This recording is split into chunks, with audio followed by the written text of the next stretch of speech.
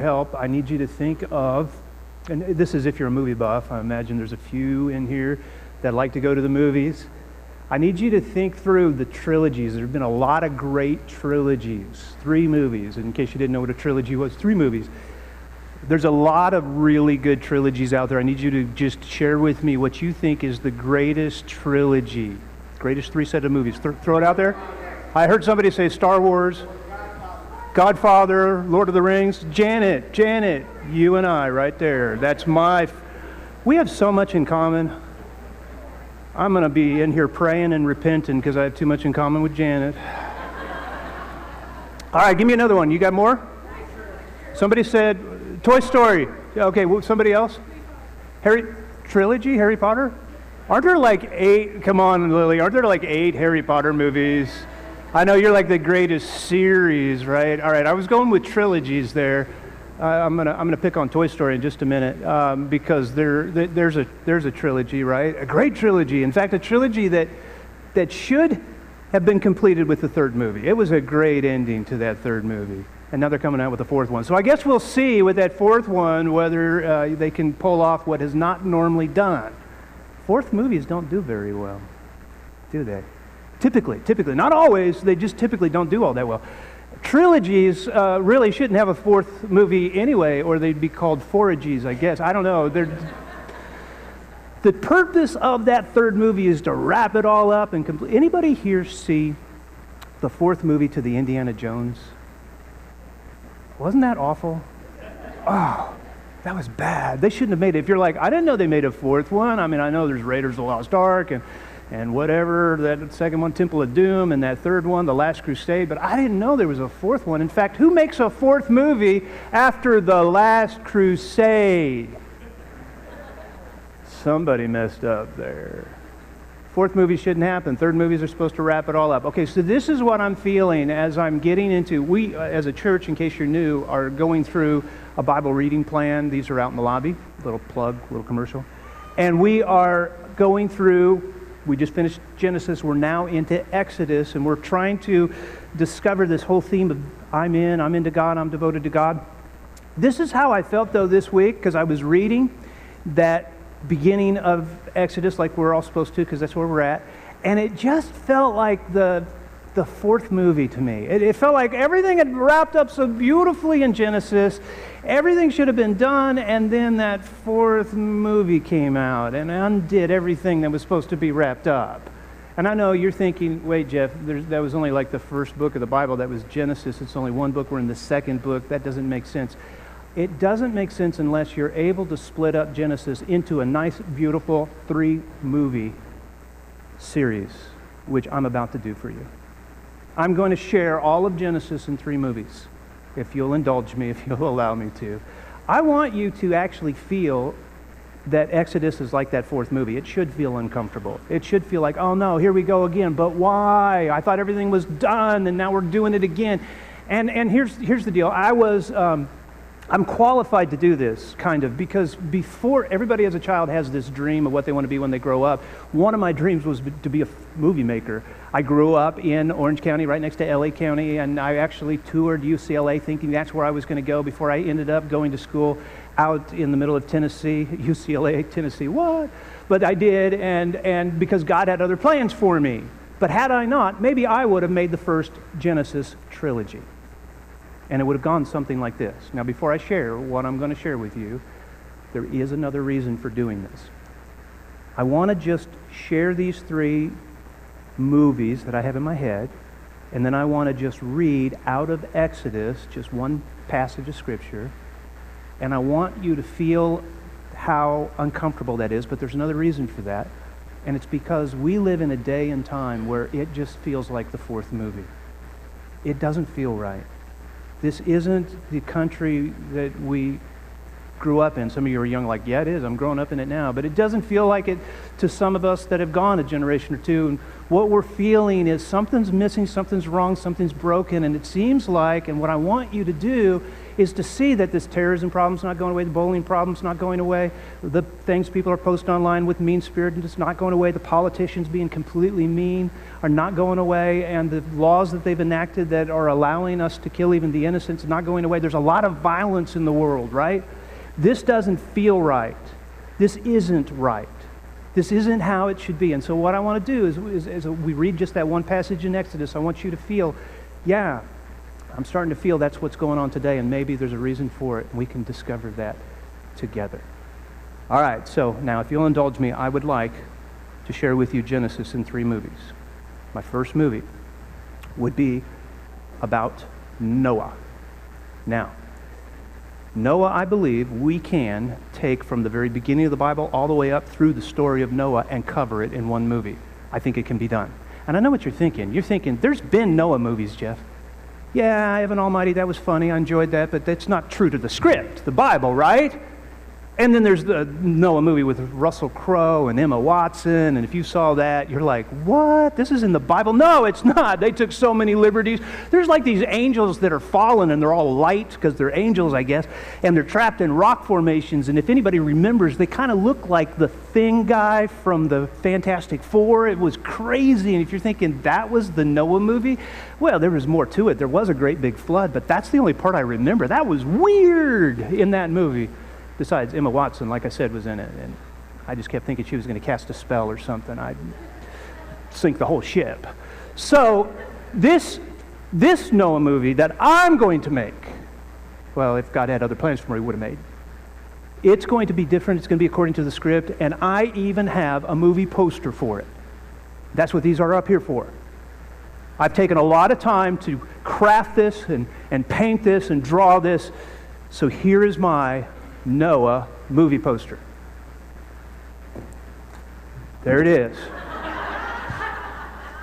Now, it's a low-budget film, so we don't have, a great big boat, but hopefully we can raise some more funds and get a few more animals. We don't have enough animals on there, but there's my Noah poster. So now the movie will be more serious than that. The movie will start with Noah and his 3 young boys, and he's explaining to them why there's so much violence in the world. And as he explains it, he goes all the way back to the beginning, because we got to get everybody caught up. And he talks about this first man and the woman had this garden, they disobeyed God, and they brought sin into the world, and the sin spread like a disease. Their firstborn son, Cain, has all this anger. He doesn't know how to deal with it because sin is like a disease infesting them and growing in them, and he lashes out and kills his brother. And from that moment on, violence is the most evident way we see sin spreading throughout the world. It is the symbol of sin spreading in the world. And then he talks about how Lamech was a distant relative of Cain, and Lamech not only killed a man but wrote a song celebrating how he killed the man, and that he wanted to be more famous than Cain. And he then prays with his boys to protect them so they don't become corrupted by this generation. And then, as movies do, we start to see that every night he prays with his boys. And as we see him praying, the boys are getting older and older, and eventually they marry. And then it's Noah alone by himself praying for his boys. And the camera zooms in as he's praying for his boys, and we see tears in his eyes, and he falls asleep in his bedroom. In the middle of the night, the Lord wakens him to this vision of this beautiful, clean earth. He sees the flowers, the trees, everything back restored the way it's supposed to be. No violence on the earth. And then he sees this image of a big boat he's supposed to build, and plans how to build this ark.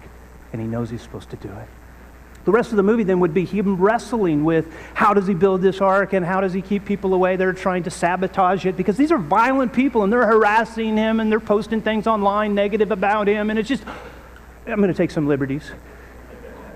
So that's how the movie gets to the climax where the big storm is and the place floods, the earth floods, and the boat, they're protected, and then it lands and they get out, and it is like Noah's dream. It's beautiful, it's washed. The earth is washed clean, and there's smiles. And then we zoom in with the camera and we see again that there's tears in Noah's eyes, but this time they're tears of joy. And the credits roll as the movie concludes. But if you're smart, you sit in your seats, because there's always that little scene after the credits. And with that little scene at the end, there's just a sneak peek into what is to come. And what we see, we don't totally understand, but we see that there's something really, really bad that is happening inside Noah's tent. And then we cut to Noah laying into one of his sons and cursing one of his descendants. And the movie is done. And we're left with this feeling of, oh no, I thought violence was washed from the face of the earth.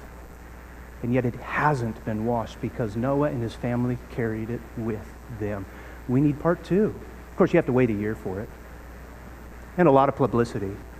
But part 2 finally comes. This time it's not about Noah, but part 2 of Genesis is all about Abraham. Abraham is such an important individual in the story of God that Abraham, I think you could probably say Abraham is pretty incredible. In fact, that's what we're going to say. He's pretty incredible. So there's my movie poster. Mr. Abraham. And Mr. Abraham now. We're again going to be in the bedroom scene, and as the movie opens up and Abraham is awoken by God. This time he's not told build a boat. He's told, I want you to leave your father's country, and I want you to go to a country you've never been before, and I want you to trust me, and I want you to walk with me, and if you do, and God gives him this amazing promise. He says, I'm going to bless you. But not just bless you, I'm going to bless every life you touch. In fact, through your children. Abraham doesn't have children. He and his wife can't have children, but he's saying you're going to have a child of promise, and through that child, many children, and you're going to be blessed, but you're just also going to be the blessing that the whole world needs, because up to this point, there has been nothing but family after family bringing more and more violence into the world. But this man, he's so incredible, he's going to bring blessing to the world. The answer that the world needs to this violent issue. Now, the rest of the movie is Abraham and his wife wrestling with how to trust God and how to be faithful to God, and he finally learns faithfulness to God. They try to do it on their own, and that kind of fails miserably, but God finally blesses them. They're old, they have a child, and there's all this celebration. God continues to test him, and Abraham proves that he is able to pass that test, and now he can fully be the man who will have this blessing through him, where the rest of the world that has been a curse to the world because of their violence and their wickedness and their sin, he will now bring blessing to the world. And we're thinking, there's the solution, faith. The faith of Abraham. He's the father of faith. This is an incredible story of faith. That must be the answer. But then we fast forward and we see this child that finally came, this child of promise. He grows up, gets married, and has twin boys.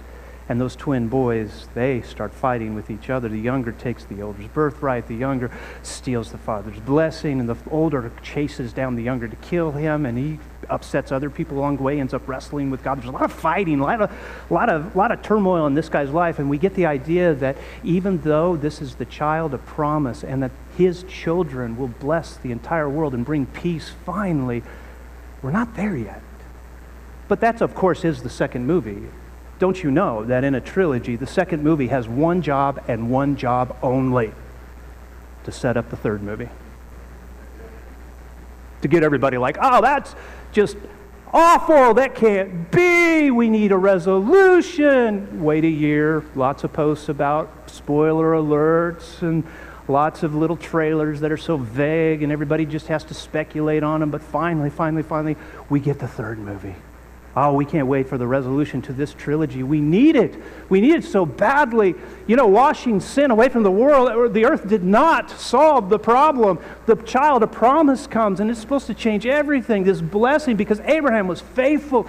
Faith should be enough, because honestly, you can bring sin with you on the boat. That's what they did, because it's in here. It needs to be dealt with in here, and so he deals with it in here. He learns to trust God, but it's still not enough, is it? We need the third movie. So you've got Noah, you've got Abraham. Our third movie is Joseph. Joseph is how Genesis concludes, and it's a long section. It's like 13 chapters of Genesis because it's that important. Joseph's story needs to be told because we need an answer that's not yet resolved to the violence, which again is the symbol of sin spreading in humanity. We need the answer. Now, of course, this is a modern-day film because, I've been making these for quite a while now, and it's up to modern time, and now I need to get with the times. And if you've noticed, the trend in Hollywood is to make all of the heroes female. So, of course, that's what I'm going to do. I'm going to take some liberty here, and I'm going to make this not about Joseph, but this is going to be Captain Josephine. Okay, let me tell you the truth. Walmart had a very limited selection of posters. That's the best I could do. So it really will be about Joseph the man. So once again, we're in the bedroom. This time, it's not Noah's bedroom, it's not Abraham's bed, it's Joseph's bedroom. Of course, it's a bedroom he shares with other brothers, but it's Joseph's bedroom. He's in this large family. There's 12 brothers. Joseph isn't woken like the other two. He's dreaming, but God is speaking to him in a dream, and the camera zooms in, and we see this grin on his face. Then we cut to the next morning. They're all doing their chores, and Joseph's still grinning. He can't wait to tell them the dream that he had. And he tells them the dream. You won't believe this. And they're like, oh, here he is again telling us another dream about how great he is. I'm going to be so great, he says, and you guys are going to bow down to me, and it's just going to be awesome. And they're just angry. This is like the last straw. Their anger is just boiling in, and their face is turning red. And when they have an opportunity later in the day, they actually plan to kill him. Violence. But they don't, because they decide they're going to profit from selling him as a slave. And so Joseph is now a slave. And it just goes worse from there. It becomes a tragedy as we watch his life just spiral down. And we're thinking, how in the world is this going to conclude our movie? Of course, it has to get as low as it can before it gets back up. Right? That's the way it works. And it's so low, and we're so desperate for an answer, and he's been treated so wrongly. But through all this, we discover God's been orchestrating everything, and God lifts up Joseph and places him second in command of all of Egypt. And then Joseph's dream comes true. The brothers have to come begging for food because there's this massive famine, and they're standing before Pharaoh. They don't recognize him. He's dressed as a Pharaoh-like guy, an Egyptian. And they, though, are just like they always were. And Joseph knows who they are. And we're like, yeah, get them, Joseph. Get them. You can really nail them now. All that pain they caused you, all that hurt. Oh, this is your chance. Get them, Joseph. And Joseph does something we don't expect. Of course, you got to have a plot twist in there somewhere. And Joseph just forgives them. Completely forgives them. You can see in his eyes he wants to hurt them, and he feels bad, but he knows vengeance is the Lord's, and he says, I can't do it. It's not my place. And he forgives them. Not only that, he invites their entire family, and their families have grown. They've all had children by this point, and wives by this point, and he brings them all over to Egypt to be taken care of for the rest of their life. And the movie series ends with this beautiful scene of all this celebration, and there's a feast, and there's laughter, and there's singing and dancing. It's just a beautiful way to end this series, and the credits roll, and we feel good. We feel good. That's the way that it's supposed to end, and that is how the book of Genesis ends. And then we flip a page, and there's Exodus. We're like, what? First of all, aren't you glad I never made it to be a movie maker? But second, what I really want you to get out of this is how this violent theme was all about Genesis. And then you turn the page thinking we are done with violence on the earth. And all of a sudden we start reading in Exodus, and it's like all undone. It's that dreaded fourth movie. Everything unravels. Everything that was put together is no longer put together. Everything that was right is torn apart. And we see some of the worst violence that you could imagine in this story.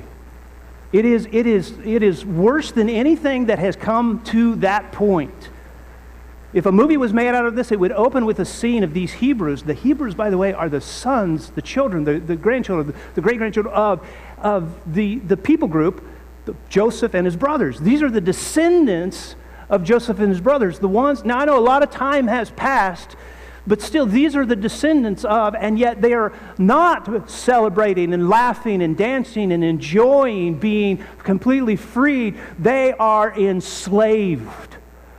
The new pharaohs they don't even remember Joseph. They don't even know who he was. And they start enslaving the Israelites. And the scene opens with taskmasters whipping the backs of Hebrew slaves and making them work harder. And you see their backs being torn open. And then the scene cuts to a soldier pounding on a door, and they won't answer. So they bust through the door. And the mama's hiding with her baby. And they grab the baby and take it from her screaming. And the baby is thrown into the Nile River. And we're like, no, I paid money to watch this. I don't want to watch this.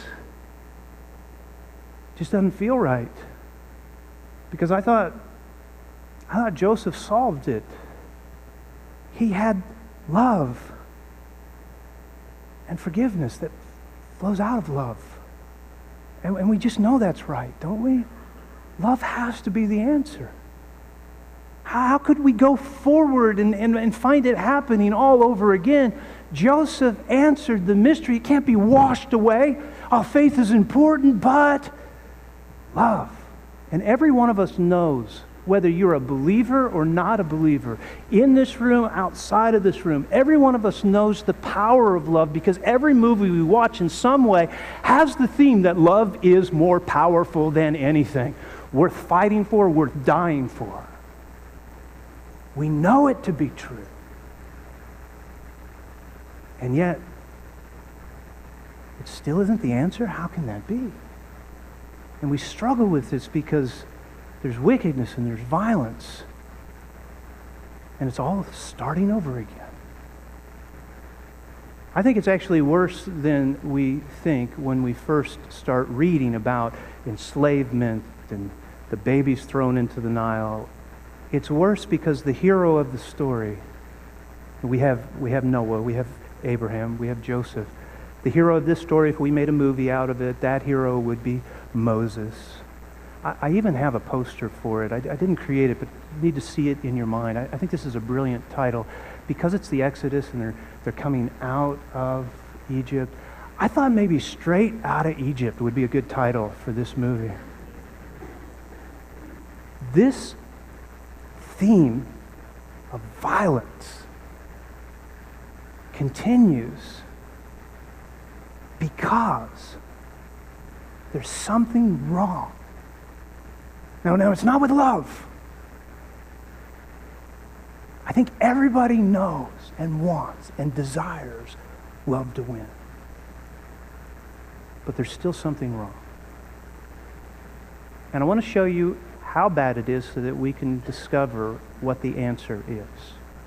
Because when you read Exodus, the very first opportunity we have to see kind of into the life of our main character, Moses, we read him as an adult. We read that he also is struggling with the same struggle everybody else struggled with, and we all struggle with. Let's read it. One day after Moses had grown up, so this is the first opportunity we have to actually see Moses as an adult, he went out to where his own people were. These are the Hebrews, the descendants of Joseph and his brothers, and watched them at their hard labor. They're enslaved. He saw an Egyptian beating a Hebrew, so the theme is violence, one of his own people. Glancing this way and that and seeing no one, he killed the Egyptian and hid him in the sand. He sees violence, he responds with violence. The next day he went out and saw two Hebrews fighting, his own people. He asked the one in the wrong, the one beating on the other, "Why are you hitting your fellow Hebrew?" It doesn't make sense to him. He knows that the nasty taskmasters need to be punished for what they're doing, but he doesn't understand how one brother could hurt another brother. The man said, the one who was beating, said, "Who made you ruler and judge over us? Are you thinking of killing me as you killed the Egyptian?" He says, "I saw you." He looks in Moses' eyes. He says, "I saw you. I know what you're like. You're no better than me. You're no different than me. You have blood on your hands, Moses." And Moses runs. Our hero, Moses, is a violent man too. Everyone in Exodus chooses violence as their answer. We have to ask the question, why? Why didn't they learn this? And the answer is, I'm sure that the Hebrews had probably told stories to their children and to their children and to their children.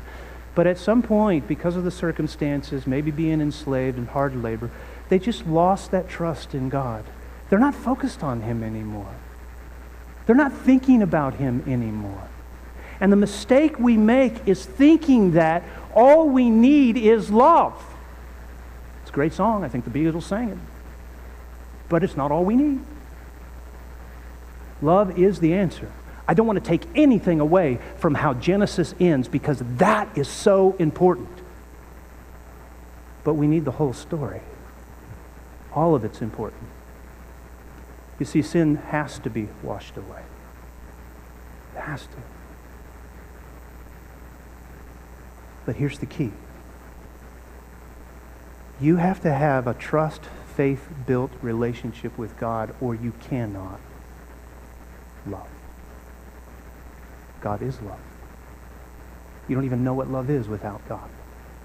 You may know the answer, and every movie made seems to know the answer, loves the answer. And we tell people, you stop bullying, you need to love more, and we'll love them, or we'll try to. And the problem is, we're powerless to do it because we, as a nation, have taken God out.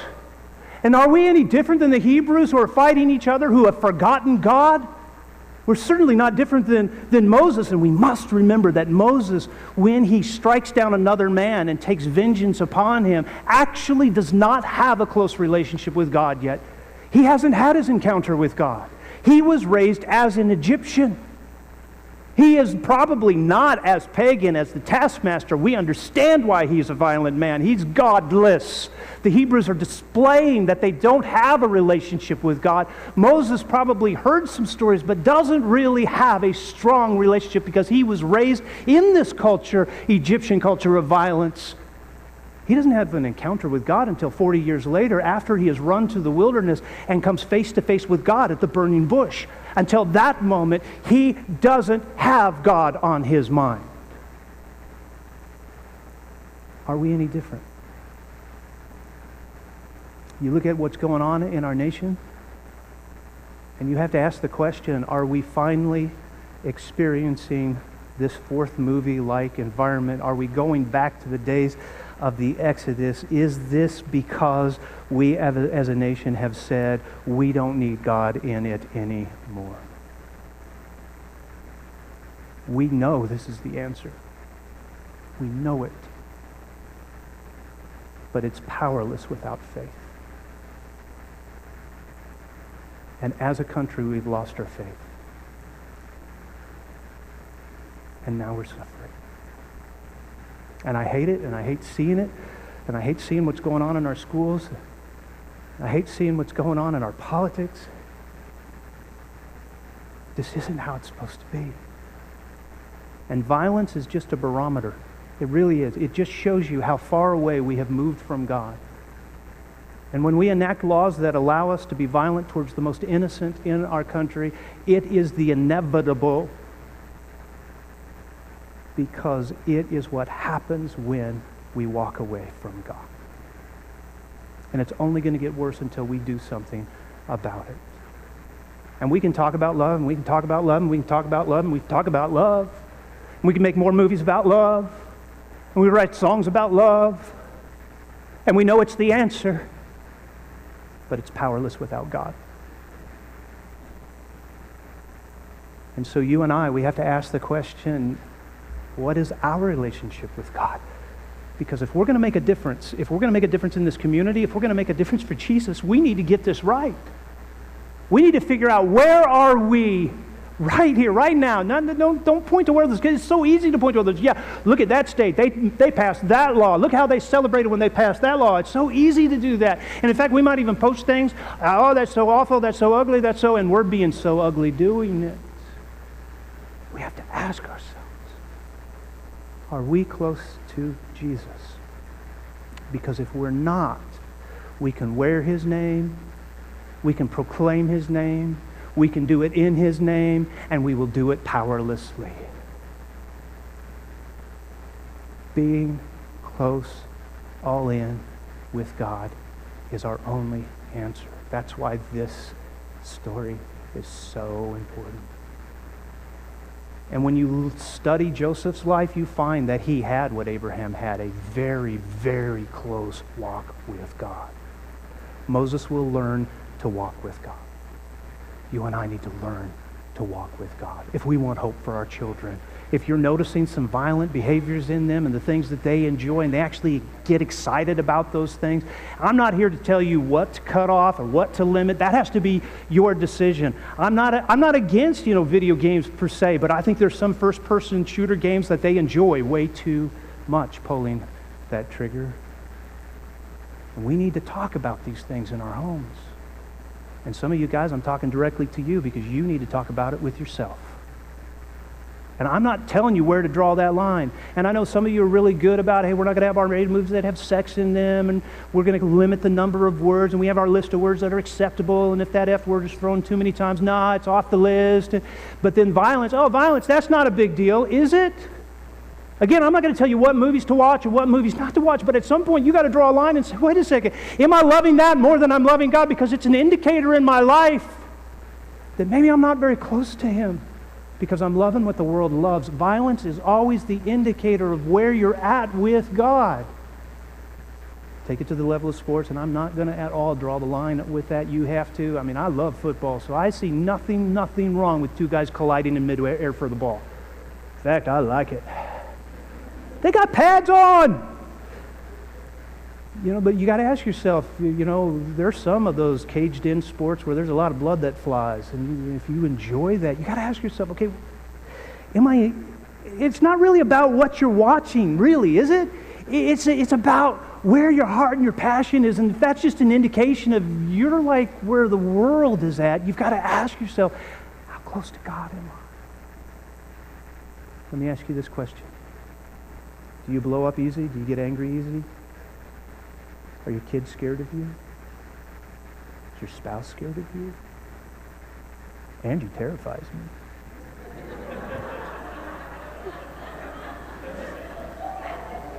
I'm sorry, it's only when I see the bill after she spent money on candy. That's the only time I get scared. You have to ask yourself, where am I at in my relationship? Because I can teach love and I can preach love and I can walk the walk of love and look like I'm in love. And this is all good, but it's powerless without God. Every week we have an I'm in statement. This week our I'm in statement is this: I'm letting God in. Here's why I think this is important. We are this year making a commitment to be more devoted to God, and so we say, I'm in with God. The truth is, unless he's in you, you're no more than the guy standing outside the door in Jesus' parable, pounding, didn't we do good works for you? And he says, get away from me, I never knew you. Knowing him is so important.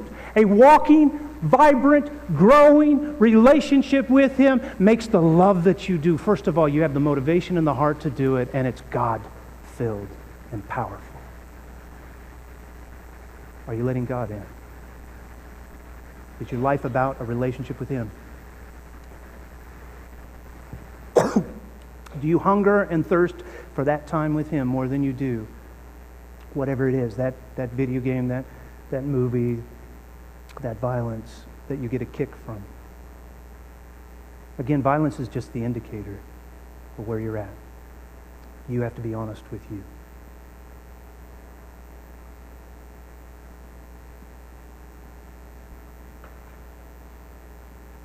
It is no coincidence that the way Jesus dealt with the sin problem in the world was by taking it on himself on the cross.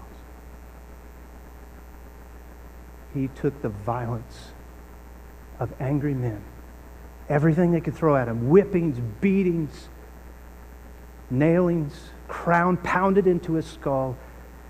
He took the violence for us.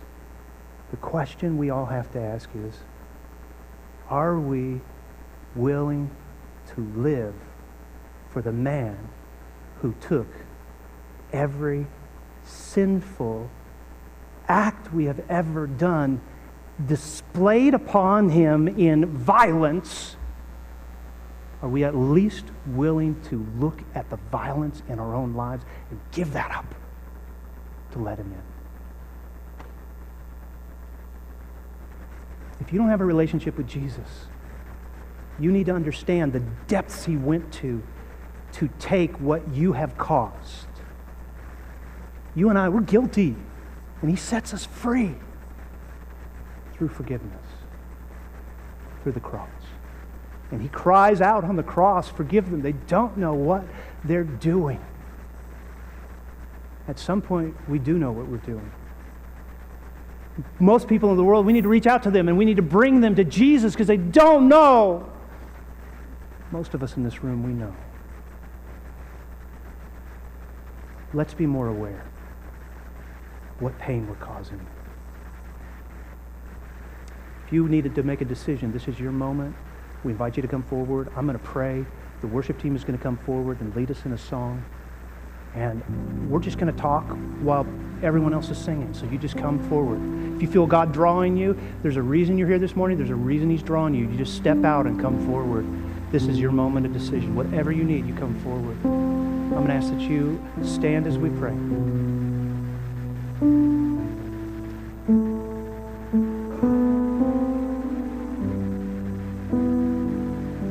Father God, we love you so much.